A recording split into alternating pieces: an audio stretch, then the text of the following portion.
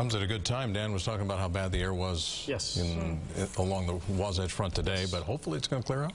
Not hopefully, it will, okay? I'm going to give you a guarantee that the air will clear up by Monday, okay? So we have Sunday still with the smog and the fog. It's hard to see the smog and the fog here at the Gallivan Center, but a lot of folks out enjoying what turned out to be hazy afternoon sunshine. It turned out to be a beautiful day along the Wasatch Front.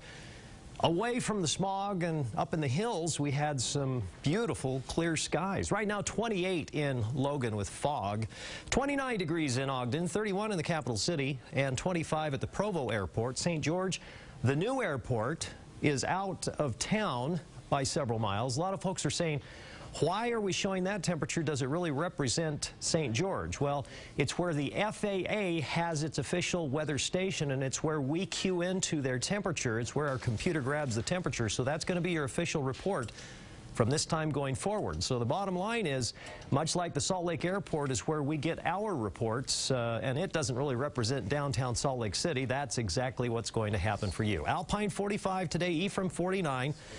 Northeast Ogden, 38, and Salt Lake City, also 38. Now, you can see the developing storm system here. It has a nice little swirl to it, and it is producing precipitation. This is heading into California. They desperately need the precipitation. Even though the Sierra has about 130% of its normal snowpack, they are in an 11-year drought. Unlike us, we've busted our drought, and this year we have plenty of snow and snowpack in the mountains. Now, here's where the storm is. It's actually splitting from a storm to the north. So we're going to create what we call a deformation zone. Now, that deformation zone is an area of lift where the two storms are pulling apart. And that's going to happen somewhere between, well, let's put these maps into motion. Somewhere between Rock Springs, here's where we are tomorrow morning by evening, somewhere between Rock Springs, you see this little low where that tracks?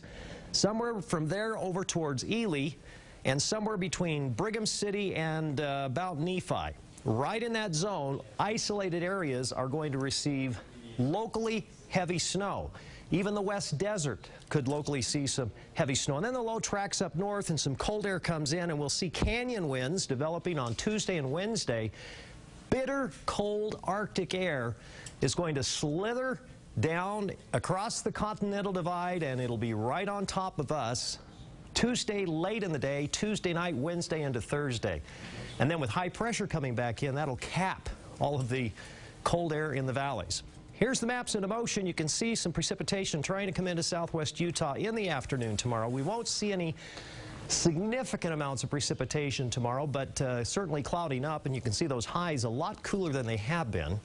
Some rain will fall during the day on Monday in St. George. Now in the north, hazy, smoggy conditions. There's a little precipitation. You can see it coming in. We're talking late in the day. That's 6 p.m. But the best chance is going to be 9 p.m. through 6 a.m. on Monday.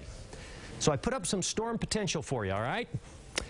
The Wasatch Front, 6 to about, well, between 1 and 3 inches on the valley floor, 3 to 6 on the benches. Isolated locations, 6 to 10 inches.